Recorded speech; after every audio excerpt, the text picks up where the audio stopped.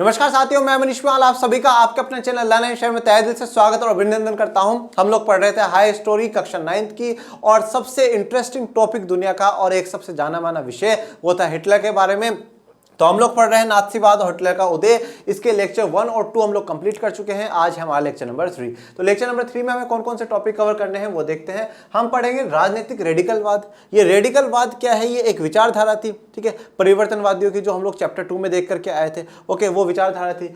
मंदी के साथ मंदी क्या होती है वो जानेंगे। महामंदी का प्रभाव, ये मंदी महामंदी कैसे बन जाती है। डिप्रेशन के जो ईयर्स है वो ग्रेट डिप्रेशन कैसे बन जाते हैं वो जानेंगे। और ये मुद्रा का अवमूल्यन क्या है। और इसके अलावा ये भी जानेंगे कि किस प्रकार से जो वाइमर गणराज्य होता है या वेमार रिपब्लिक होता है वो किस प्रकार से गिरने लग जाता है, उसकी आर्थिक कमियां क्या होती हैं और उसकी राजनीतिक कमियां क्या होती हैं, वो सभी हम लोग जानेंगे। तो आइए शुरुआत करते हैं आज के इस लेक्चर की। और सबसे पहले जो शुरू करेंगे वो राजनीतिक रेडिकलवाद या आमूल परिवर्तनवाद और आर्थिक संकट से ही शुरू करते हैं। देखिए, लास्ट जो चैप्टर था हमारा उसमें हम लोग ये बात जान चुके थे परिवर्तनवादी। हमने ये चीज देखा था कि समुदाय में, समाज में परिवर्तन सब चाहते हैं। तो जो रेडिकलवाद है, परिवर्तनवादी है, ये परिवर्तन चाहते हैं, समुदाय में चेंज लेकर करके आना चाहते हैं।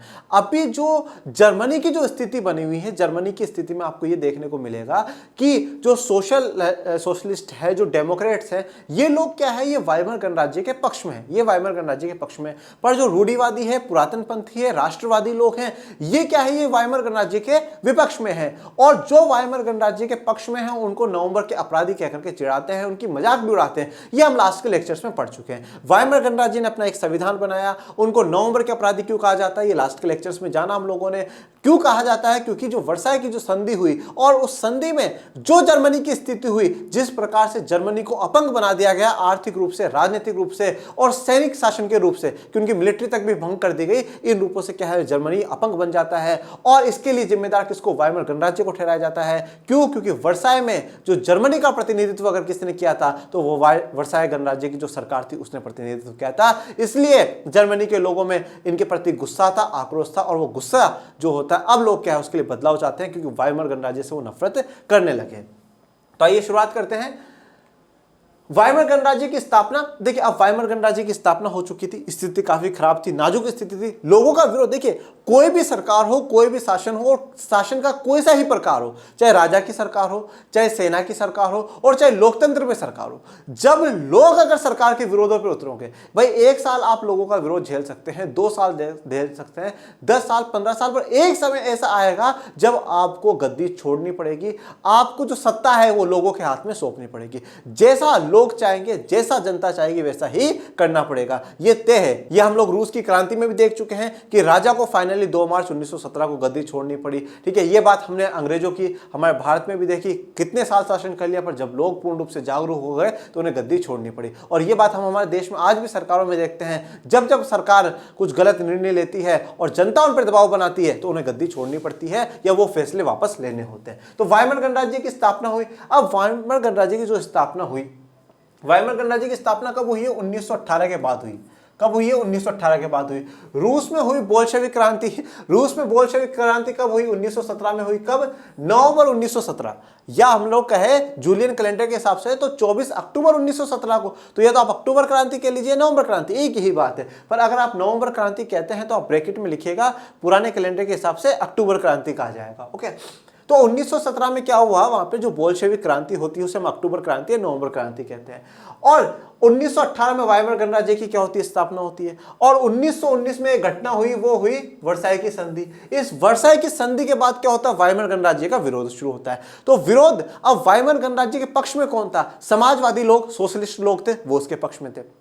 डेमोक्रेट्स थे, वो उसके पक्ष में थे। ये लोग पक्ष में थे। तो अब ये लोग पक्ष में थे। पर जैसे रूस में जब क्रांति हुई और साम्यवादी कम्युनिस्ट लोगों का समय आया, देखिए समाजवाद, सोशलिज्म और साम्यवाद, कम्युनिज्म में थोड़ा सा अंतर समझिए। समाजवाद क्या है? समाजवाद ये चाहता है कि सरकार के पास क्या हो, पूरा जो स्वामित्व हो सरकार के पास हो और लोगों के अनुसार वो उनको सब कुछ बांट दे। साम्यवाद या कम्युनिज्म क्या है? ये उग्र रूप है कि अगर हमें लड़कर के भी वो काम करना पड़े तो हमें करना चाहिए, उसमें कोई दो राय वाली बात नहीं। ये साम्यवाद है। तो अब क्या हुआ? रूस में जैसे बोल्शेविक क्रांति हुई, जर्मनी में भी क्या करा गया? स्पार्टकिस्ट लीग बनाई गई। ओके, अपनी क्रांतिकारी विद्रोह की योजनाओं को अंजाम देने के लिए। तो जैसे वहां पे बोल्शेविक पार्टी बनाई थी, यहाँ पे एक स्पार्टकिस्ट लीग बनाई गई है। शहरों में मजदूरों को नाविकों की क्या है सोवियत बनाएगी, ठीक है, और शहरों में मजदूर और जो नाविक थे उन्होंने क्या करा सोवियत बनाएगी। ये स्पार्टकिस्ट जो संस्था है या ऑर्गेनाइजेशन है, संगठन है, उसका जो झंडा था वो मैंने आपको दिखाया है यहाँ पे।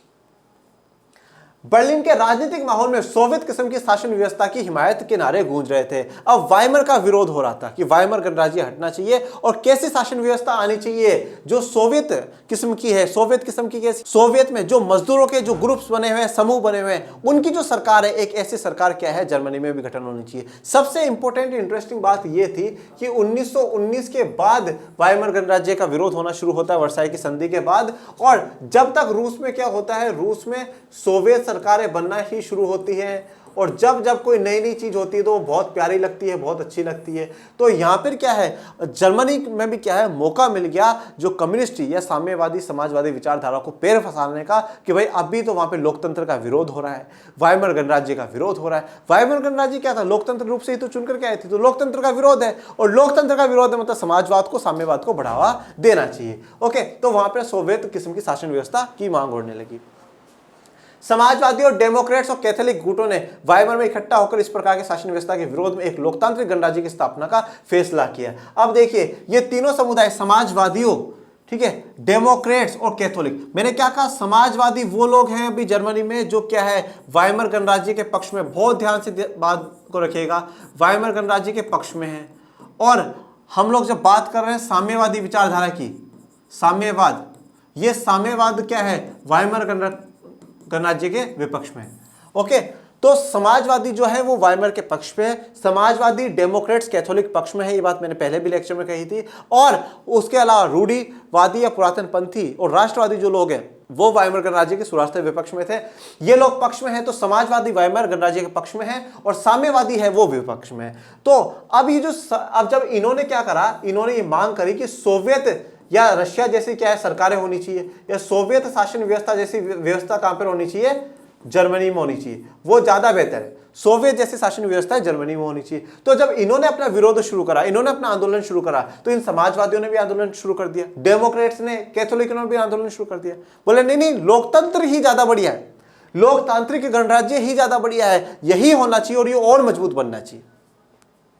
वाइमर गणराज्य ने पुराने सैनिकों के फ्री कोड नामक संगठन की मदद से इस विद्रोह को कुचल दिया। तो वाइमर गणराज्य के जो पुराने सैनिक थे, पुराने सैनिकों का मतलब क्या है, जो प्रथम विश्व युद्ध खत्म हुआ, ठीक है, अब वाइमर गणराज्य तो आया, ठीक है, 1918 में तो, नवंबर 1918 में तो प्रथम विश्व युद्ध खत्म हुआ, ठीक है, और 28 जून 1919 को वर्साई की संधि, इसके बीच में ही वाइमर गणराज्य का गठन होता है, और इसके बाद से वाइमर गणराज्य का विरोध होना शुरू ही हो जाता है। तो कुछ महीनों का वाइमर गणराज्य मेहमान रहा और इतना लंबा समय शासन नहीं कर पाया, उसको सेना बनाने का इतना मौका मिला नहीं, और सेना के लिए भी क्या है, मना कर दी जाती है। तो इसलिए जो थोड़ी बहुत पुलिस सैनिक बचते हैं, उसी की मदद से क्या करता है, जो साम्यवादियों ने, जो वाइमर गणराज्य के विपक्ष में थे, उनका जो विरोध होता है उसको कुचल दिया जाता है, उस विद्रोह को खत्म कर दिया जाता है। फ्री कोड नामक एक संगठन इनसे बनाया और शुरुआत कर दी। स्पार्टकिस्टों ने जर्मनी में कम्युनिस्ट पार्टी की नींव डाली। अब ये स्पार्टकिस्ट क्या है, इन्होंने पहले एक लीग बनाई, एक ग्रुप बनाया, और फिर बाद में इन्होंने पार्टी बना ली, जिस पार्टी का ये क्या है, लोगो कहिए या आप उसका झंडा कह सकते हैं। समाजवादी एक दूसरे कट्टर दुश्मन हो गए। यहां पे समाजवादी एक वर्ड छूट गया लगता है, समाजवादी और साम्यवादी, समाजवादी और साम्यवादी। अब समाजवादी तो कौन हो गए, वाइमर गणराज्य के पक्ष में हो गए, और साम्यवादी कौन हो गए, इसके विपक्ष में हो गए। तो समाजवादी और साम्यवादी एक दूसरे के कट्टर दुश्मन हो गए, ठीक है, एक दूसरे के बहुत खतरनाक वाले दुश्मन हो गए। अब क्या हुआ, जब क्या होता है कि देश के दो समुदाय अगर एक दूसरे के विपक्ष में हो जाए, जब कोई दो लोग लड़ाई लड़ रहे हो ना, तो उसका फायदा तीसरा उठा करके ले जाता है। वो ही चीज यहां पर हुई। समाजवादी और साम्यवादी दोनों एक दूसरे से लड़ते रहे, झगड़ते रहे, और इस चीज का फायदा किसने उठा लिया, हिटलर भैया ने फायदा उठा लिया। हिटलर ने सोचा तुम लड़ते रहो, शासन कौन करेगा, मैं करेगा, ठीक है। तो हिटलर के खिलाफ कभी भी साझा मोर्चा नहीं खोल सके, ये दोनों मिलकर के कभी भी क्या है, हिटलर को नहीं रोक सके। अगर ये दोनों मिलकर के यूनाइट होकर के काम करते, थोड़ी सी बैठ करके विचारधारा बना लेते, तो शायद हिटलर का जो इतना कुशासन था वो दुनिया को नहीं देखने को मिलता। तो हिटलर इसमें क्या है, हिटलर का उदय होना शुरू हो जाएगा। क्रांतिकारी और उग्र राष्ट्रवादी दोनों ही खेमे रेडिकल समाधानों के लिए आवाज उठाने लगे थे। और जो क्रांतिकारी है, उग्र राष्ट्रवादी, मैंने आपको कहा था कि रूढ़िवादी और राष्ट्रवादी तो वैसे ही ये चाहते हैं कि ये हटना चाहिए। कौन, वाइमर गणराज्य, उसके खिलाफ थे ही। तो ये लोग तो चाहते ही हैं कि जो परिवर्तन है वो परिवर्तन हमें देखने को मिलना चाहिए और ये समाधान आने चाहिए। राजनीतिक रेडिकलवादी विचारों को 1923 के आर्थिक संकट से और बल मिला। ठीक है, अब जो राजनीतिक रेडिकलवाद कौन है? राजनीतिक रेडिकलवाद वो वाले लोग हैं जो वाइमर गणराज्य को हटाना चाहते हैं और जर्मनी में परिवर्तन चाहते हैं। वो चाहते ही नहीं है कि क्या हो, यहाँ पे वाइमर गणराज्य बैठे। तो राजनीतिक रेडिकलवाद या आमूल परिवर्तनवादी, जो परिवर्तन चाहते हैं, जो चेंज चाहते हैं, वो रेडिकलवादी है। ठीक है, तो उनको 1923 का जो आर्थिक संकट आया ना, उस 1923 का आर्थिक संकट से और भी बल मिल गया। अब सवाल ये उठता है कि 1923 का आर्थिक संकट आया कैसे? पहली बात तो आर्थिक संकट का मतलब क्या है? आर्थिक संकट का, जैसे मैंने अर्थ जब बताया, अर्थशास्त्र में जो अर्थ शब्द है वो धन की बात करता है, आर्थिक में भी जो अर्थ है वो भी धन की बात करता है। मतलब धन की, पैसों की, इनकी क्या कमी हो जाना, वो क्या कहलाता है? आपका आर्थिक संकट कहलाता है। तो अब हुआ क्या? अब 1923 में इनके ऊपर आर्थिक संकट क्यों है? देखिए, पहली बात तो 1914 से लेकर के 1918 तक जो केसर विलियम सेकंड जो जर्मनी के राजा थे, जो उन्होंने युद्ध लड़ा, वो युद्ध उधार लेकर के लड़ा। उसके बाद जो लड़ा सो लड़ा, पर 1919 की जो वर्साई की संधि हुई, उस संधि ने क्या है, जर्मनी को बिल्कुल अपंग बना दिया। 6 अरब पौंड का जुर्माना भरना पड़ा। ठीक है ना, तो बहुत और भी बुरी स्थिति हो गई। तो 1923 तक आता था जर्मनी की जो हालत है वो बहुत बहुत बहुत बुरी हो जाती है। तो जर्मनी जो पहला विश्व युद्ध लड़ा वो मोटे तौर पर कर्जा लेकर के ही लड़ा था, क्योंकि उनके पास इतना खुद की संपत्ति जायदाद नहीं थी।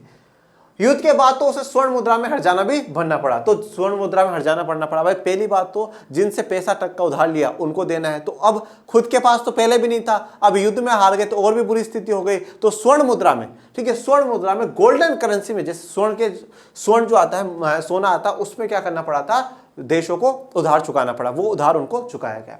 1923 में जर्मनी ने कर्जा और हर्जाना चुकाने से इनकार कर दिया। अब 1923 तक क्या है, स्थिति जर्मनी की बहुत बुरी हो गई और जर्मनी ने बोला भाई अब पैसे नहीं, कसम से अब तो थोड़ा बहुत जो सोना भी पड़ा था ना वो भी नहीं है, अब तो प्लीज़ और प्लीज़ हमसे कोई भी कुछ भी मत मांगो। अब तो ये कर्जा हर्जाना चुकाने से इनकार कर दिया, मना कर दिया बिल्कुल कि भाई अब हमारे पास सच में कुछ भी नहीं, प्लीज़ हमें फ्री कर दो, हमारे पास बिल्कुल नहीं। बहुत बुरी स्थिति यहाँ पर जर्मनी की हो जाएगी। फ्रांसीसियों ने जर्मनी के मुख्य औद्योगिक इलाके पर कब्जा कर लिया। ये तो हम लोग देख ही रहे थे कि भाई वर्साई की संधि होती है तो उसमें काफ़ी हद तक के जो क्षेत्र हैं मित्र राष्ट्र कब्जा कर ही लेंगे, तो फ्रांसीसी कब्जा कर लेते हैं। इसमें काफ़ी जो था विशाल कोयला भंडार था, उसको कब्जे में ले लिया। मुद्रा छाप दी कि उसकी मुद्रा मार्क का मूल्य तेजी से गिरने लगा। ठीक है ना, अब क्या हुआ, इन लोगों ने क्या कर दिया, अधिक मुद्रा छाप दी। किसने? जर्मनी वालों ने। ये बात को समझिएगा, कॉन्सेप्ट आप समझिएगा। आप भी बहुत सी बार ये सोचते हैं, अब आप लोग भी बहुत बार ये सोचते हैं कि जब मुद्रा छापने का या करेंसी नोट छापने का काम भारत सरकार के हाथ में होता है तो क्यों नहीं छापते दी जितना छापना चाहे, तो क्यों नहीं छापते? उसका जवाब अभी आपको मिल जाएगा। देखिए, होता क्या है, जैसे मान लीजिए कि अभी क्या है, अभी इकोनॉमी में, अर्थव्यवस्था में हमारे पास 1 लाख रुपया है। 1 लाख रुपया, ओके, 1 लाख रुपया है और लोग जो है वो 1000 है। लोग क्या है, 1000 है। अब 1000 में सबके पास तक 1 लाख रुपया नहीं पहुंच सकता, कुछ के पास पहुंचेगा, जिनके पास पहुंच रहा है वो अमीर है, जिनके पास नहीं पहुंच रहा वो गरीब। कल को मान लो सरकार ने सबको अमीर बनाने के लिए इस 1 लाख को बढ़ा करके क्या कर दिया, 10 लाख रुपए तक की करेंसी छाप दी। 10 लाख रुपए तक की करेंसी। अब जो 10 लाख रुपए तक की जो करेंसी छाप दी गई है, इससे क्या होगा, हर इंसान तक पैसा पहुंच रहा है। अब हर इंसान क्या हो रहा है, अमीर हो रहा है। अब हर इंसान जब अमीर हो रहा है, जब मुझे पता है कि यार जो सबसे गरीब इंसान था उसके पास भी पैसे हैं, मतलब तो मुझे क्या करना चाहिए, जो मेरा सामान उसकी वस्तु बढ़ा देनी चाहिए। तो इससे क्या होता जाएगा, बहुत बहुत और भी ज्यादा क्या है, दिन पे दिन महंगाई होती जाएगी। और ज्यादा से ज्यादा जब महंगाई होती जाएगी तो देश की स्थिति ही क्या है, खराब होगी। महंगाई होने का मतलब क्या है कि जो कीमत है आपकी, वो कीमत का क्या है, बढ़ जाना। जो कीमत है वो कीमत का क्या हो जाना, बढ़ जाना। कीमत आपकी जो प्राइस है, जो आपके मूल्य है, वो क्या हो जाएंगे, बढ़ जाएंगे। तो अब यहाँ पे क्या हुआ, अधिक मुद्रा छाप दी जर्मनी में भी, बहुत ज्यादा करेंसी छाप दी गई। उसकी मुद्रा मार्क का मूल्य तेजी से गिरने लगा। मुद्रा का मूल्य तेजी से गिरने लगेगा मतलब क्या है सर? यहाँ पे देखो क्या होता है। ये मैं आपको एक बात बताता हूँ, जैसे आपने बहुत सी बार सुना होगा कि यूएस डॉलर, एक यूएस डॉलर 70 रुपये के करीबन है, 72 रुपये के बराबर है। ये क्या मामला है, 70 रुपये के बराबर, 72 रुपये के बराबर, 78 रुपये के बराबर, ये क्या है? जैसे जैसे जब आपको यहाँ पे काउंटिंग बढ़ती हुई नजर आएगी ना, भाई पहले 65 था, फिर 70 हुआ, फिर 75 हुआ, यहाँ पे आपको वैल्यू तो बढ़ती हुई नजर आ रही है। काउंटिंग में अगर आप गिनोगे तो 70, 72, 75 बढ़ रहा है, पर सच में भारत के जो रुपए की वैल्यू है, जो सच में उसका दर्जा है, वो क्या है, हो रहा है, गिर रहा है। क्यों गिर रहा है? जब मान लीजिए पहले आपका $1, भाई $1 ₹60 के बराबर था, पहले आपका $1 ₹60 के बराबर था, तो अब पहले आपको क्या $1 लेने के लिए ₹60 देने पड़ रहे थे, मतलब कम रुपया देना पड़ रहा था, मतलब डॉलर में और रुपए में बराबरी का थोड़ा सा दम था यार, ऐसे ठीक है, मुकाबला कर ले। अब क्या हुआ, अब $1 के लिए आपको 70-75 रुपए देने पड़ रहे हैं, मतलब क्या हो गया, आपका डॉलर महंगा हो गया ना, डॉलर महंगा हो गया। महंगा क्यों हो गया? क्योंकि हमारा रुपए की वैल्यू गिर चुकी है, हमारा रुपया कमजोर हो चुका है। हाँ भाई, यहाँ पे एक और उदाहरण देखिए, आप दो लोगों को लड़ा रहे हैं, एक बिल्कुल हष्ट फुष्ट ऐसा खट्टा है और एक बिल्कुल कमजोर दुबला पतला है। अब बोला गया कि 1 महीने के बाद क्या होगा, युद्ध होगा, 1 महीने का लड़ाई होगी। अब 1 महीने का लड़ाई, सबसे ज्यादा आप खर्चा किस पे करोगे? जो कमजोर है, दुबला पतला, उस पर खर्चा करोगे। मतलब मामला बस इतना सही, लड़ने के लिए अगर आप बराबरी होगा तो ठीक चल रहा है भाई, अगर $1 ₹1 के बराबर होगा तो मतलब दोनों की बराबरी बात आ जाएगी। पर यहाँ पर यही मुद्दा हो रहा है कि $1 का जब आप ₹60 दे रहे हो, मतलब आपके रुपए में थोड़े से दम है, फिर आप 50 ही देने लग गए, फिर डॉलर देख 50 ही है, $1 खरीदने के लिए 50 रुपए चाहिए, 40 देने लग जाओ तो और भी रुपया महान, 30 देने लग जाओ तो और भी रुपया महान, ठीक है। पर अभी आप 70 72 दे रहे हो, जैसे जैसे यहाँ पे काउंटिंग बढ़ेगी, मतलब क्या हो रहा है, आपका जो रुपया है वो कमजोर हो रहा है, आपका रुपया क्या हो रहा है, कमजोर हो रहा है। यहाँ पर भी ऐसा ही हुआ, इन्होंने अधिक मुद्रा छाप दी, खूब पैसा छाप दिया, तो उससे क्या हुआ, इनके जो मार्क, जो इनकी वहां की करेंसी थी, उसकी क्या है, मूल्य है वो बहुत तेजी से गिरने लगा, और इतना गिरने लगा कि खरबों में, $1 की वैल्यू कितने में पहुंच गई, खरबों में पहुंच गई। अगर आपको डॉलर खरीदना है तो वो खरबों रुपए, आपको खरबों जो मार्क करेंसी है वहां की, वो आपको क्या करना पड़ेगा, चुकाना पड़ेगा। $1 में खरबों मार्क मिलने लगे, जैसे जैसे मार्क की कीमत गिरती गई, जरूरी चीजों की कीमतें आसमान छूने लगी। तो अब $1 में क्या है, खरबों मार्क मिल जाते थे, ठीक है भाई। आपको एक डॉलर लेना, $1 आप दे रहे हो किसी को, अगर आप $1 दे तो वो आपको खरबों मार्क करेंसी दे रहा था, क्योंकि खरबों मार्क की जो वैल्यू है वो बहुत सस्ते में मार्क आ गया था, कि भाई जो मार्क है, जो करेंसी है वो बहुत सस्ते में हो चुकी थी, $1 में इतनी मार्क मिल जाएंगे, ठीक है। मतलब अब जैसे यहाँ पे क्या था कि मान लीजिए, मैं यहाँ पे एक उदाहरण लेकर के चलता हूँ कि एक जो डॉलर है वो 100 मार्क के बराबर था, एक उदाहरण में, इतना नहीं, और भी इसमें बुरी स्थिति थी। मान लीजिए कोई इंसान बाहर से $100 कमा करके लिया है, तो वो तो कितने 10,000 मार्क कमा करके लिया है, हाँ 10,000 मार्क कमा करके लिया है। पर अगर मान लो कि यही यहाँ पे 10 मार्क होते हैं, तो वो मतलब कितने ही कमा के लाया है, 1,000 मार्क ही कमा करके लाया है। ओके, मतलब यहाँ पर इतना सा है कि जब आपके करेंसी की जब वैल्यू गिर जाती है, मूल्य गिर जाता है, तो वो क्या है, बहुत सस्ते में वो करेंसी क्या है, मिलने लग जाती है। जब सस्ते में आपको करेंसी मिलने लग जाती है, तो जो आपकी वस्तुओं की मांग है ना, उसका जो मूल्य है, वस्तुओं का जो मूल्य है, वो बढ़ने लग जाता है। ओके, एक आगे हम अवमूल्यन, डिवैल्यूएशन का भी प्रोसेस समझेंगे, वो भी आपको और भी क्लियर हो जाएगा। जरूर चीजों की कीमतें आसमान छूने लगी। ये 1 मार्क का एक आपको मैंने दिखाया। अति मुद्रास्फीति, अति मुद्रास्फीति, या इसे इंग्लिश में कहा जाता है हाइपरफ्लेशन, हाइपर इन्फ्लेशन। देखिए, मुद्रास्फीति या इन्फ्लेशन का मतलब अगर आम भाषा में हम कहूं तो वो है महंगाई, और महंगाई का सिर्फ और सिर्फ इतना सा मतलब है, जो हमारे वस्तुओं की प्राइस है, जो कीमत है, उसका बढ़ जाना, वही क्या कहलाती है, महंगाई कहलाती है। कल जो अगर एक पेन ₹5 का आता था, वो बढ़ जाए तो वो ₹10 का है, तो मैं कहूँगा यार महंगाई कितनी हो गई है, ठीक है। पेट्रोल ₹90 का आ रहा था, ₹100 का आने लग गया, मैं कहूँगा यार देखो महंगाई कितनी हो गई। मतलब जो वस्तु हम लोग खरीद रहे हैं, उन वस्तुओं की कीमतों में बढ़ोतरी होना ही क्या कहलाता है, महंगाई कहलाता है। और महंगाई को हम लोग क्या कहते हैं, मुद्रास्फीति। पर जब बहुत ही ज्यादा कीमतें बढ़ जाएं तो उसे क्या कहा जाएगा, अति मुद्रास्फीति या हाइपर इन्फ्लेशन। जैसे मैंने क्या कहा, $1 के लिए आपको खरबों मार्क मिलने लगे थे, मार्क इतना सस्ता हो गया था कि डॉलर में बहुत सस्ता था, उसको खरबों मार्क मिलने लगे थे। तो जब कीमतें बेहिसाब बढ़ जाती है, तो उस स्थिति को हम लोग क्या कहते हैं, अति मुद्रास्फीति कहते हैं। तो बहुत बेहिसाब से जब कीमतें बढ़ जाएं तो अति मुद्रास्फीति है। जर्मनी को इस संकट से निकालने के लिए अमेरिका सरकार ने हस्तक्षेप किया। अब देखिए, जर्मनी को इस संकट से निकालने के लिए अमेरिका ने मदद करी।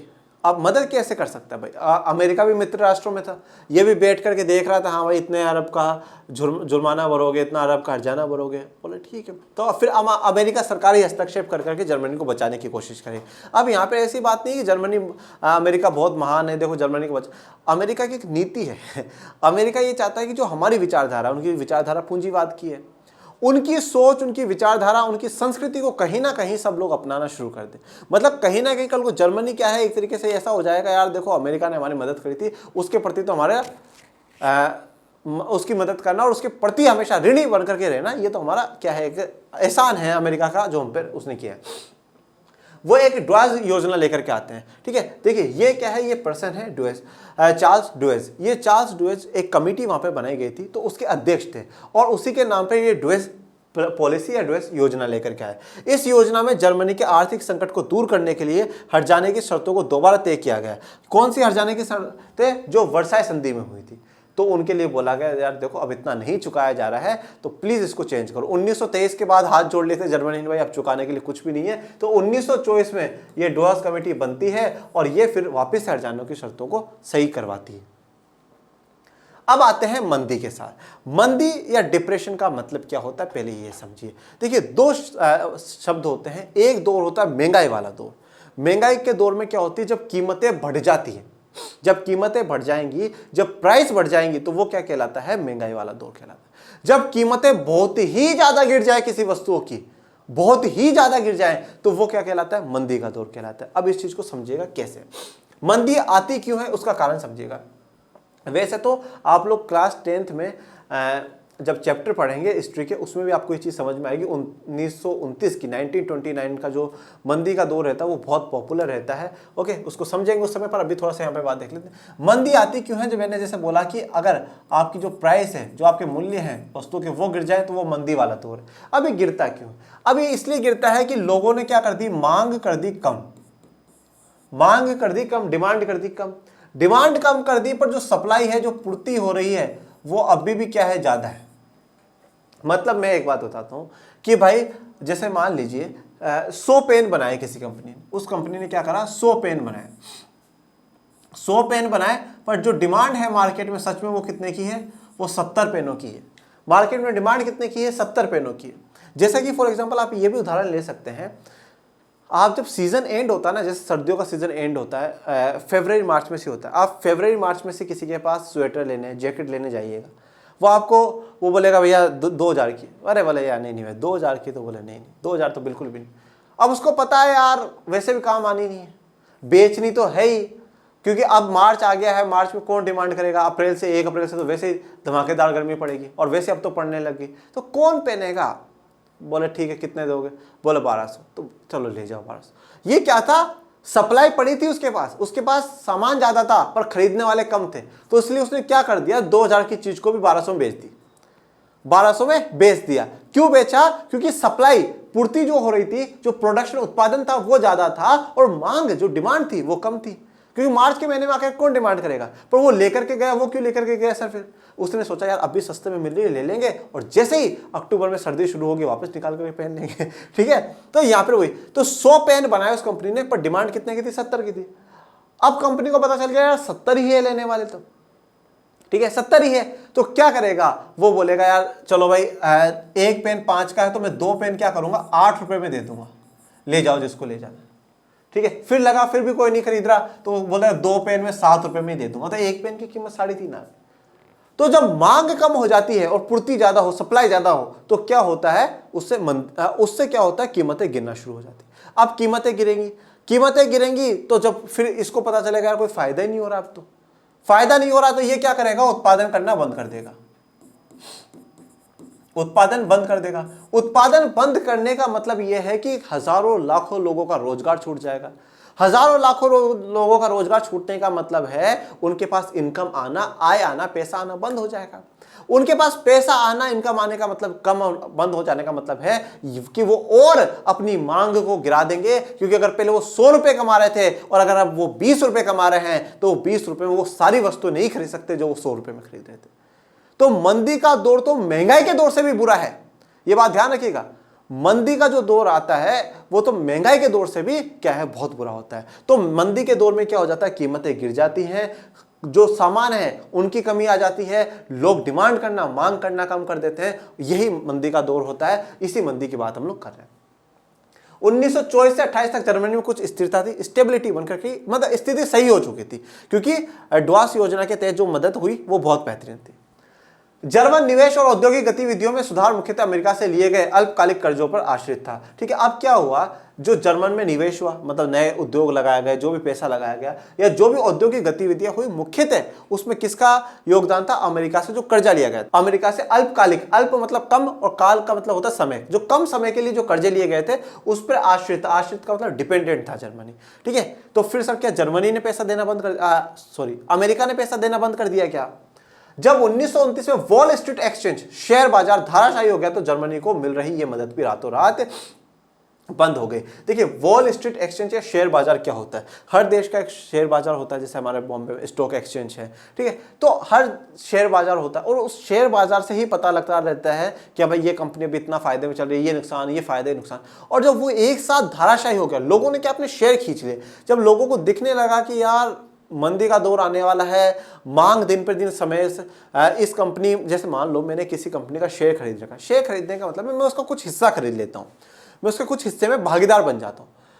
अब मुझे पता चला कि हुआ क्या कि यार इस कंपनी के तो सामान की लोग डिमांड कम करने लग गए, डिमांड कम करने लगे तो मतलब जो मालिक है, जो मेन मालिक है, वो क्या करेगा, प्राइस गिराएगा, प्राइस गिराएगा तो कल को अपन को भी नुकसान हो जाएगा, क्योंकि शेयर का मतलब, शेयर लेने का मतलब है वो मालिक है तो मैं भी मालिक हूं, मैंने जितना प्रतिशत हिस्सा लिया है उतना प्रतिशत फायदा और नुकसान दोनों होगा मेरा।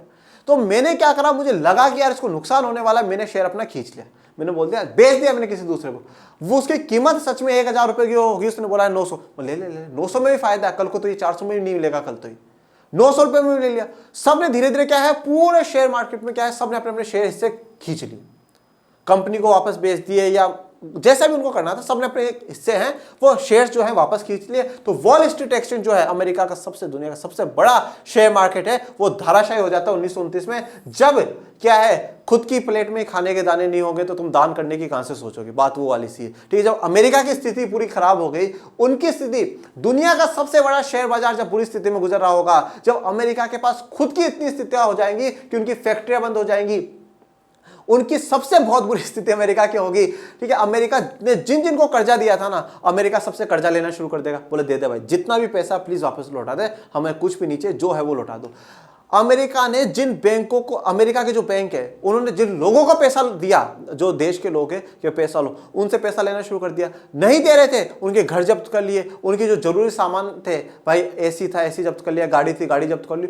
बहुत बहुत बुरी स्थिति अमेरिका की उस समय होती है। तो जब अमेरिका की स्थिति खराब हो गई तो कैसे जर्मनी को मदद कर सकता है, तो जर्मनी की भी स्थिति क्या है, खराब हो गई। ये एक मानव की तस्वीर दिखाई है वॉल स्ट्रीट एक्सचेंज की।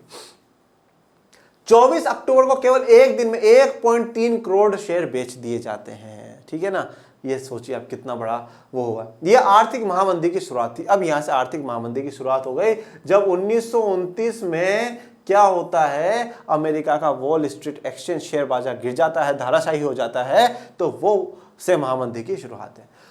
1929 से 32 तक के अगले 3 सालों में अमेरिका की राष्ट्रीय आय केवल आधी रह गई। ठीक है, मतलब पहले अगर 100 रुपए की राष्ट्रीय आय थी तो अब 50 रुपए ही अमेरिका की राष्ट्रीय आय रह गई। महामंदी का प्रभाव, अब ये जो महामंदी है, ग्रेट डिप्रेशन जो आया, इसका क्या क्या प्रभाव होता है वो हम लोग देखते हैं। फैक्ट्रियां बंद हो गई थी, सारी फैक्ट्री बंद। फैक्ट्री क्यों बंद हो गई, मैं बात वही तो बता रहा था अभी आप लोगों को कि भाई क्या हुआ, मांग है ना, मांग हो गई कम। जब मांग कम हो गई, जितना सामान बचा था उसको बेचने के लिए कीमतें गिरा दी, कीमतें गिरा दी, और जो उत्पादक था, जो प्रोड्यूसर था, उसको लगा कि यार अब तो नुकसान होने वाला, कोई फायदा नहीं है, तो उसने क्या कर दिया, उत्पादन को कर दिया बंद। अब जब उत्पादन ही बंद कर दिया है तो फैक्ट्री खोल करके रखना क्या, उसको भी बंद कर, उसको भी ताले लगाओ। और फैक्ट्री बंद हो गई तो हजारों लाखों लोगों का रोजगार चला गया, रोजगार चला गया तो उनके पास इनकम, जो आय का सोर्स था, स्रोत था, वो भी खत्म हो गया। तो और भी बुरी स्थिति पूरे देश में, पूरे विश्व में हो जाती है। निर्यात गिरता जा रहा था। निर्यात का मतलब क्या है, एक्सपोर्ट। जो विदेशों में जो सामान भेजा जा रहा था वो कम होता जा रहा था। किसानों की हालत खराब थी। किसानों की हालत क्यों खराब थी वो भी मैं आपको समझाऊंगा। और सट्टेबाज बाजार से पैसा खींचते जा रहे थे, और जिन्होंने सट्टों पे अपना पैसा लगाया था, ठीक है भाई, इतनी चीज का इतना मैं पैसा लगाता हूँ, उन्होंने भी अपना पैसा बाजार से खींचना शुरू कर दिया, बोले नहीं लगाने सट्टे अट्टे, जो हाथ में आ जाए वही बढ़िया। किसानों की हालात खराब क्यों हो रही थी, देखिए किसानों की हालात इसलिए खराब हो रही थी, जैसे मैं आपको बताता हूँ, जैसे किसान ने मान लीजिए 100 किलो गेहूं उगाया, 100 किलो गेहूं उगाया, एक नॉर्मल परिस्थिति अपन लोग समझते हैं कि वो 40 रुपए में बेचता है। मैं इंडिया के हिसाब से आपको समझा रहा हूं, फिर आप उसे अमेरिका के स्तर पे देख लीजिएगा। 40 रुपए में बेचते हैं तो 40 रुपए का मतलब है कि वो 4000 रुपए कमा लेगा। एक छोटा सा उदाहरण मैंने लिया, 4,000 रुपये वो कमा लेगा। पर जब यह बात पता चली उसको कि मंदी का दौर आ गया, लोगों के पास पैसे हैं नहीं, ठीक है ना, लोगों के पास क्या है, पैसे हैं नहीं, तो क्या करें हम लोगों को कम से कम पर 4,000 रुपये तो कमाए। तो उसने क्या कर दिया, किसान ने अपना जो उत्पादन है ना वो उत्पादन बढ़ा दिया। उसने 200 किलो उत्पादन कर दिया और कीमतें गिरा करके 20 रुपए कर दी, जिससे क्या है कम से कम 4,000 रुपये तो आते रहे। देखिए पर उत्पादन बढ़ाया है, उत्पादन तो बढ़ गया और कीमत घटा दी। कीमत क्यों घटाई है, क्योंकि मांग कम होगी। भाई लोगों के पास जिनके पास पैसा थोड़ा बहुत भी नहीं होगा वो क्या लेंगे, फिर उनके या तो सरकार प्रोवाइड कराए उनको। तो 200 किलो, पर किसानों ने ये ज्यादा उत्पादन करा क्यों है, क्योंकि कम से कम उनके पास इतनी इनकम तो आती रहे। भाई कम से कम इतना पैसा तो आता रहे, मंदी का दौर चल रहा है कोई बात नहीं, पर कम से कम। तो उन्होंने क्या करा, उत्पादन बढ़ा दिया। अब उत्पादन जब बढ़ाते गए और कीमतें गिरती गई तो किसान भी क्या है, बहुत ज्यादा नुकसान में चला जाता है और बहुत ज्यादा खर्चा किसान का हो जाता है।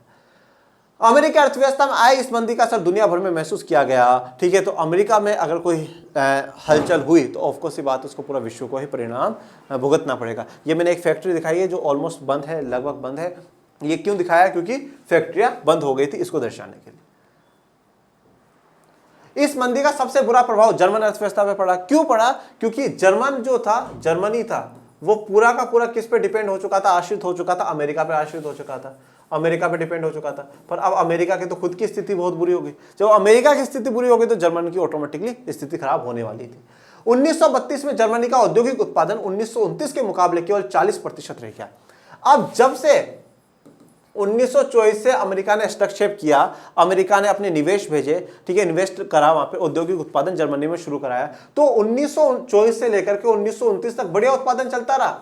पर 1929 में जब अमेरिका का ही शेयर मार्केट, शेयर बाजार धाराशायी हो गया, मतलब उनकी पूरी अर्थव्यवस्था खत्म हो गई, तो उन्होंने क्या कर लिया, सारा पैसा खींच लिया, सारे जितने भी अपने निवेशक थे, इन्वेस्टर्स थे, सबको वापस अमेरिका बुला लिया। तो क्या हो गया, इनका तो पूरा का पूरा दिमाग खराब हो गया जर्मनी वालों का। और 1929 में जितना उत्पादन हो रहा था 1932 में सिर्फ और सिर्फ उसका 40% ही रह जाता है। मतलब अगर 100 चीज बना रहे थे, अब 1932 में सिर्फ और सिर्फ 40 चीज ही बना पा रहे हैं। मजदूर या तो बेरोजगार होते जा रहे थे या उनके वेतन काफी गिर चुके थे। बेरोजगारों की संख्या 60 लाख तक पहुंच चुकी थी, ठीक है। या तो मजदूर क्या है, बेरोजगार हो गया, और बेरोजगार नहीं हुआ तो उनके वेतन काफी गिर चुके थे, बहुत कम वेतनों पे काम कर रहे थे। क्यों कर रहे थे, मैंने जैसे आपको बताया ना कि मांग नहीं है तो उत्पादन नहीं होगा, उत्पादन नहीं है तो फैक्ट्रियां बंद, फैक्ट्री बंद तो रोजगार मिलना ही मुश्किल है। ओके, 60 लाख तक लोग बेरोजगार हो जाते हैं। मैं कोई भी काम करने को तैयार हूं। मतलब अब जर्मनी में ये स्थिति हो गई, लोगों ने तख्ती, प्लेट्स, जो वो नहीं देखे अपने स्लेट अपन बचपन में लिखा करते थे, ऐसी तख्तियां ले लेकर के वो खड़े हो गए कि भाई मैं कोई भी काम करने को तैयार हूँ, मुझे कुछ भी काम दे दो, क्योंकि मुझे थोड़ा बहुत पैसा चाहिए, मुझे थोड़ा बहुत जो भी है खाने पीने के लिए चाहिए, प्लीज मुझे कुछ भी काम करने को दे दो। यहाँ तक की स्थिति हो जाती है। युवा वर्ग आपराधिक गतिविधियों में मिल गया। अब युवाओं को क्या है कि भाई अब देखो क्या है, उस समय का तो मैं कह नहीं सकता, पर आज के युवाओं की भी मैं ये बात बताता हूँ। युवाओं ने क्या है, शौक तो पाल लिए बिल्कुल हाई लेवल के, कि बहुत बड़े बड़े शौक हैं, कमाया उनसे 1 रुपया नहीं जाता, ठीक है, वो तो चलो मंदी वाला दौर था। आज के समय में युवाओं से नहीं कमाया जाता, और शौक बिल्कुल ऐसे हैं कि गाड़ी तो बिल्कुल ऐसी होनी चाहिए जो पीछे से बम फोड़ती जाए, बम बम बम बम बम वाले, पर जेब में हमारे पास पेट्रोल भराने के जितने पैसे नहीं होते।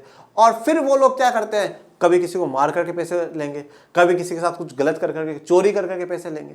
तो युवा जब कुछ काम नहीं करा तो आपराधिक गतिविधियों में जाएगा, ठीक है ना। और यहाँ पर भी ये स्थिति, जो मंदी वाला दौर हुआ, किसी का जब कोई भी काम धंधा नहीं था तो क्या आपराधिक गतिविधियों में जुड़ गए, कभी कहीं से चोरी कर करके ला रहे हैं, कभी किसी को मार करके, किसी को जो भी कुछ भी मिल रहा है वो लेकर के आ रहे हैं। तो मतलब बहुत बहुत बुरी स्थिति जर्मनी को देखने को मिल रही है। मुद्रा का अवमूल्यन, देखिए अवमूल्यन क्या होता है इसको समझिएगा। डिवैल्यूएशन ऑफ करेंसी, 2 शब्द होते हैं, एक डिवैल्यूएशन होता है और एक डेप्रिसिएशन होता है, दोनों को समझिएगा। ये अवमूल्यन का जो मतलब है वो है डिवैल्यूएशन। डिवैल्यूएशन, वैल्यूएशन मतलब वैल्यू, उसकी जो उसका जो स्तर है, जो उसकी कीमत है, उसको डी मतलब नीचे गिरा देना। डिवैल्यूएशन मतलब उसको गिरा देना। देखिए क्या होता है डिवैल्यूएशन या डेप्रिसिएशन, डेप्रिसिएशन को मूल्यह्रास बोलते हैं। मुद्रा का अवमूल्यन, अवमूल्यन या डिवैल्यूएशन में क्या होता है, जो खुद की सरकार हो वो क्या करते हैं, अपनी मुद्रा की कीमत गिराते। अपनी मुद्रा की कीमत गिराने का मतलब क्या है, जैसे मैं भारत का एक उदाहरण देता हूं भाई। $1 की कीमत पहले 50 रुपए थी, $1 की कीमत पहले 50 रुपए थी। ओके, फिर भारत सरकार ने खुद ने ही क्या कर दिया, बोल दिया आज से $1 की जो कीमत है वो 60 रुपए है। भारत सरकार ने खुद ने ही अपनी करेंसी की वैल्यू है वो गिरा दी। क्यों गिरा दी? क्योंकि एक तो इससे क्या हो कि हम एक्सपोर्ट जो करेंगे, अगर हम लोग कोई चीज भेज रहे हैं तो उसके लिए हमें क्या होगा, ज्यादा रुपया हमारे पास आ जाएगा। ठीक है, हाँ रुपए की तो करेंसी, रुपए की तो जो वैल्यू है वो गिर रही है, पर हमारे पास क्या है, करेंसी। हम एक्सपोर्ट हम क्या है बढ़ा पाएंगे और जो भी हमें नुकसान हुआ है हम उसकी भरपाई कर पाएंगे। ठीक है, तो यहां पर ये तो क्या हो रहा है, पर देखिए पर इसकी तो कीमत गिर रही है, हमारे रुपए की तो कीमत गिर रही है, रुपया तो कमजोर हो रहा है ना भाई। जैसे अभी आपको बताया था मार्क खरबों में $1 के बराबर आने लग गया था, तो यहां पर भी रुपए की कीमत गिरने लगी। दूसरा क्या है, जब मूल्यह्रास होता है, मूल्यह्रास में भी यही चीज होती है कि जैसे मान लीजिए पहले 50 रुपए थी फिर 60 रुपए हो जाए, पर यहां पर क्या होता है, अवमूल्यन में तो खुद देश की सरकार अपनी करेंसी की वैल्यू को गिराती है, पर वो इस कारण नहीं गिर रही है। वो किस कारण गिर रही है, वो जो बाजार में मांग और पूर्ति, डिमांड और सप्लाई के कारण गिर रही है। ठीक है भाई, इतनी डिमांड है डॉलर की इसलिए उसकी ज्यादा वैल्यू है, उस चीज की इतनी कम सप्लाई है इसलिए ज्यादा वैल्यू। तो वो जो मार्केट चल रहा है ना, बाजार जो चल रहा है उसके कारण। देखिए बाकी बच्चा, ये जो दोनों कॉन्सेप्ट अपन लोगों ने पढ़े हैं ना, ये क्लास 12th की इकोनॉमिक्स के, आप लोग इसमें ज्यादा डीप में मत उतरिएगा। ठीक है ना, सिर्फ इतना समझने की कोशिश करिएगा कि देश की सरकार ने क्या कर दिया, अपने जो करेंसी है उसकी वैल्यू गिरा दी। और जब जब वैल्यू गिराने का मतलब आता है, मतलब आपने क्या कर दिया, जो काउंटिंग गिनने में आप जब जाओगे तो वो आपने बढ़ा दिया। ठीक है, 50 था 60 था, वैल्यू तो गिर गई, वैल्यू तो आपकी गिर गई, पर क्या है, आपकी जो कीमतें हैं वो आपको बढ़ी हुई नजर आ रही है। तो मुद्रा का अवमूल्यन, मुद्रा का अवमूल्यन होता जा रहा था। मध्य वर्ग, खासतौर से वेतनभोगी कर्मचारी और पेंशनधारियों की बचत भी सिकुड़ती जा रही थी। अब क्या हो रहा था भाई, मंदी का दौर चल रहा था, रोजगार खत्म हो चुके थे, तो हुआ क्या कि जो वेतनभोगी कर्मचारी है, तो वेतन, जिनको वेतन मिलता था और उनकी बचत, जो अब जो सेविंग्स उन्होंने कर रखी थी, जो पैसा बचा रखा था, वो भी क्या है धीरे धीरे खत्म होता जा रहा था। कारोबार ठप हो जाने से छोटे मोटे व्यवसाय, जितने भी कारोबार उद्योग चल रहे थे वो सब ठप हो गए, बंद हो गए। छोटे मोटे जो व्यवसायी थे, ठीक है, बिजनेसमैन, स्वरोजगार, जो खुद का कोई रोजगार चला रहे थे, खुदरा व्यापारी, ठीक है, जो व्यापारी हैं, सबके हालात क्या है, खराब होते जा रहे थे। खुदरा व्यापारी मतलब जो रिटेलर्स होते हैं, जो छोटी मोटी दुकानें लेकर के बैठे हैं। ये डिवैल्यूएशन को दिखाने के लिए एक तस्वीर मैंने आपको दिखाई। सर्वहाराकरण क्या होता है, गरीब होते होते मजदूर वर्ग की आर्थिक स्थिति में पहुंच जाना। ठीक है भाई, पहले मतलब आपकी ए क्लास स्थिति है, ठीक है, फिर आप बी क्लास में पहुंचे, मध्यम वर्ग में आ गए, अब आपकी सी क्लास, आप बिल्कुल मजदूर क्लास में आ जाए। तो जो मतलब आपका जो स्तर है, इंसान का जो स्तर है वो गिर जाए, उसे क्या कहा जा रहा है, सर्वहाराकरण कहा जा रहा है। लोगों में क्या था, सर्वहाराकरण का भय या उसका डर था। डर था कि अगर यही डर रहा, मतलब यही स्थिति चलती रही कि भाई रोजगार नहीं मिलेंगे, यही स्थिति चलती रही तो एक दिन मजदूर बनकर रह जाएंगे, या हो सकता है कि उनके पास कोई रोजगार ही ना रह जाए। ठीक है ना, या तो मजदूर बनकर के रह जाएंगे, या उससे भी बुरी स्थिति होगी कि कभी जीवन में रोजगार ही नहीं मिलेगा। तो यहाँ पर मजदूर अंकल को मैंने तस्वीर दिखाई है। ठीक है, तो लोगों में इतना डर, इतना भय आ चुका था। बड़े व्यवसाय संकट में थे। किसानों कृषि उत्पादों की कीमतों में बेसाब गिरावट की वजह से परेशान था। तो मैंने आपको बताया ही था कि 100 किलो गेहूं का उत्पादन के लिए वो पहले 4,000 रुपए कमा रहा था, अब वो 2,000 कमा रहा है, सॉरी कमा 4,000 ही रहा है, पर 200 किलो का उत्पादन कर रहा है। तो कीमतें तो दिन पर दिन गिरती जा रही है ना, तो उससे वो परेशान था। युवाओं का अपना भविष्य अंधकार में दिखाई दे रहा था, तो उनको कोई रोजगार नहीं नजर आ रहा था, अपराध कर रहे थे, तो जीवन तो फिर अंधकार में नजर आ रहा था। तो ये किसानों को दर्शाया है कि किसानों की स्थिति बिल्कुल बेकार हो चुकी थी। यहां तक की जो बात थी, ये आर्थिक स्थितियां थी, जो वायमन गणराज्य था उसकी आर्थिक स्थितियां थी। अब यहां से जो हम लोग पढ़ रहे हैं वो राजनीतिक जो संकट आया है, उस पर जो राजनीतिक पॉलिटिकल जो डीमेरिट्स थे वायमन गणराज्य के, राजनीतिक कमियां थी, वो क्या थी वो जानते हैं। वायमन संविधान में कुछ ऐसी कमियां भी थी जिनकी वजह से गणराज्य कभी भी अस्थिरता और तानाशाही का शिकार बन सकता था। स्थिरता का मतलब क्या होता है, स्थिर होना, स्टेबल होना, कंटिन्यूसली चलते रहना। अस्थिर क्या होता है, कभी भी गिर सकता है। तानाशाही मतलब कोई, जैसे कि हिटलर शासन जमा ही लेगा, आसानी से जमा लेगा। इनमें एक कमी थी आनुपातिक प्रतिनिधित्व से संबंधित। ये एक बार आप समझिएगा, मैं आपको बताता हूं। इस प्रावधान की वजह से किसी एक पार्टी को बहुमत मिलना लगभग नामुमकिन बन गया था। आनुपातिक प्रतिनिधित्व का क्या था कि इसमें जो भी पार्टी थी ना, उन सबको, मतलब लगभग सारी पार्टीज को ही क्या होता था, सीटें मिल जाती थी। जो वहां की संसद थी, ठीक है, अब वो संसद का क्या नाम था वो आप लोग मुझे आज कमेंट बॉक्स में बताइएगा, अपन लास्ट लेक्चर्स में जान चुके। तो जो वहां की संसद थी ना, उसमें ज्यादातर पार्टियों को ही क्या है, सीटें मिल जाती थी। अब ज्यादातर पार्टियों को सीटें मिल जाती थी, मतलब कहा जाता है कि 1919 के दौर में कम से कम 29 पार्टियों को वहां पे सीटें मिली हुई थी। अब ज्यादा से ज्यादा पार्टियों को जब सीटें मिल जाती हैं और एक किसी पार्टी को बहुमत नहीं मिल पाता है, तो सरकार कैसी बनती है, गठबंधन वाली बनती है। गठबंधन की सरकार बनती है। गठबंधन सरकार का मतलब क्या होता है, जब दो या दो से ज्यादा पार्टियां मिलकर के सरकार बनाती है उसे हम लोग क्या कहते हैं, गठबंधन की सरकार कहते हैं। बहुमत सरकार का मतलब क्या कहते हैं, जितना आपकी जो टोटल सीटें हैं, जैसे मान लीजिए वहां के 500 सीटें होंगी, उसका 50% से ज्यादा प्लस 1, मतलब 251 सीटें एक पार्टी जीत जाए। 251 सीटों का मतलब क्या है, ये अपन 9th की पॉलिटी में पूरा पढ़ चुके हैं किस प्रकार से बहुमत का मतलब होता है, ठीक है। वो जीत करके आ जाए। गठबंधन सरकार जब दो या दो से अधिक पार्टियां मिलकर के सरकार बनाती है तो वो गठबंधन सरकार कहलाती है। तो किसी एक पार्टी को बहुमत नहीं मिल पाता था और इसके कारण क्या, गठबंधन सरकार सत्ता में आती थी। अब गठबंधन सरकार आने का नुकसान क्या है, गठबंधन सरकार आने का नुकसान ये है कि आपने अगर चार पार्टियों को मिलकर के सरकार बना ली, तो कभी आपको इस पार्टी ने अगर आपकी बात नहीं मानी तो वो बोलेगी मैं तो हट जाऊंगा, हटते ही सरकार गिरी। मतलब आप कोई भी काम मन से तो कर ही नहीं सकती एक पार्टी, चारों की सुननी पड़ेगी, ठीक है। अगर कभी वो हट गई तो सरकार गिरने का डर, वो हट गई तो सरकार गिरने का डर, सरकार गिरने का डर हमेशा बना रहता है। और दूसरी समस्या क्या था, अनुच्छेद 48। अनुच्छेद 48 की वजह से देखिए, अब आपसे अगर राजनीतिक संकट या राजनीतिक समस्या में पूछा जाए तो एक तो आप लिखेंगे आनुपातिक प्रतिनिधित्व, पहला संकट, फिर ये पूरा समझाएंगे। दूसरा आप लिखेंगे वायमर गणराज्य के संविधान का अनुच्छेद 48, ठीक है। अनुच्छेद 48, देखिए अनुच्छेद क्या होता है, जैसे मैं आपको भारत के संविधान के हिसाब से बता देता हूं।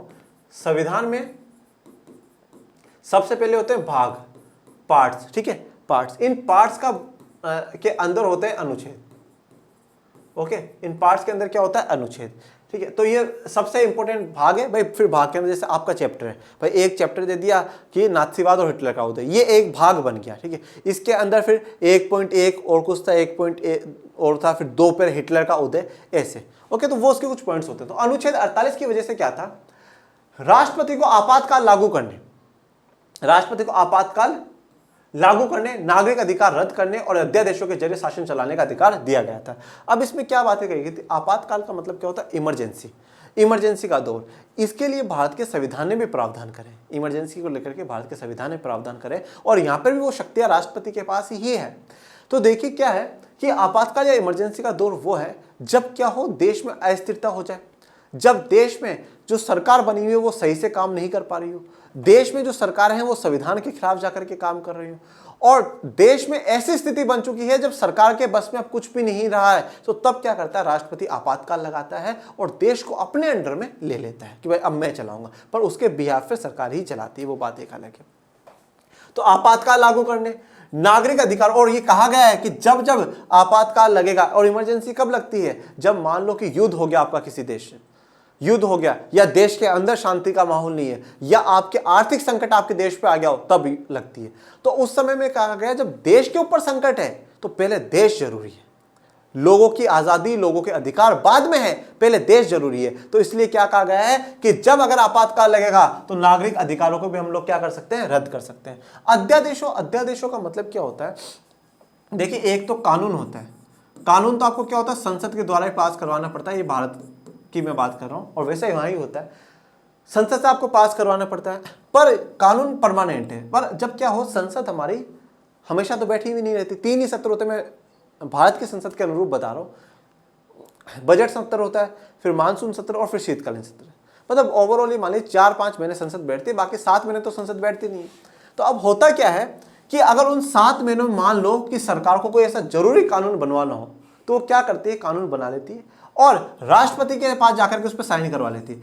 उसे क्या कहा जाता है, अध्यादेश। क्या कहा जाएगा, अध्यादेश, और इंग्लिश में कहा जाता है ऑर्डिनेंस। और हमारे भारत के संविधान में तो क्या प्रावधान है कि ऐसा अगर किसी भी प्रकार का राष्ट्रपति अध्यादेश निकाल, मतलब राष्ट्रपति ने ऑर्डर दे दिया है, देश का जो सबसे सुप्रीम है उसने ऑर्डर दिया है कि भाई इस चीज को मानना, मैं कह रहा हूं, ठीक है ना, तो पर कम से कम 6 महीने, बस भारत का संविधान तो ये कह रहा है कि 6 महीने के बाद तो आपको संसद में पास करवाना ही है, क्योंकि 4-4 महीने के इंटरवल में तो आप मिल ही लेते हो, तो उसमें पास करवा लेना, नहीं करवाया तो फिर 6 महीने के बाद ऑटोमेटिकली खुद बंद हो जाएगा।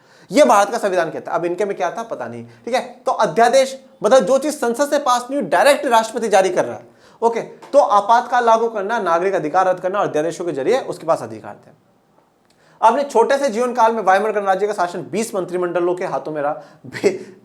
20 मंत्रिमंडलों मतलब 20 बार सरकारें वहां बन चुकी है, और उनकी औसत अवधि मतलब लगभग किसी ने भी 239 दिनों से ज्यादा नहीं चला पाई सरकार। लोकतांत्रिक संसदीय व्यवस्था में लोगों का विश्वास खत्म होने लगा क्योंकि वह उनके लिए कोई समाधान नहीं खोज पा रही थी। तो अब लोकतंत्र जो संसदीय व्यवस्था जो वाइमर गणराज्य लेकर के आया, उसी के दौर में आर्थिक संकट भी है, राजनीतिक संकट भी है। तो अब लोगों का विश्वास लोकतांत्रिक गणराज्य पर से क्या हो चुका था, खत्म हो चुका था। लोग मान चुके थे लोकतंत्र हमारी समस्याओं का समाधान नहीं खोज सकता है, ठीक है ना। तो अब भाई राजतंत्र इनके लिए सही नहीं चला क्योंकि केसर विलियम के टाइम पे युद्ध हुआ, प्रथम विश्व युद्ध में बुरी तरीके से हार जाते हैं, बहुत बुरी स्थिति हुई। लोकतंत्र लेकर के आगे नहीं हुआ, अब आएगा राज हिटलर भैया का। तो अगला जो हमारा टॉपिक होगा वो होगा ये कि हिटलर का उदय, राइज ऑफ हिटलर। ओके, और इसी के साथ जो आज हमारा लेक्चर 3 है वो कंप्लीट होता है। आपको कोई भी समस्या हो आप कमेंट बॉक्स में जरूर पूछें और पढ़ते रहे, आगे बढ़ते रहे। मिलेंगे अगले लेक्चर में, तब तक के लिए थैंक यू सो मच। जय हिंद, जय भारत।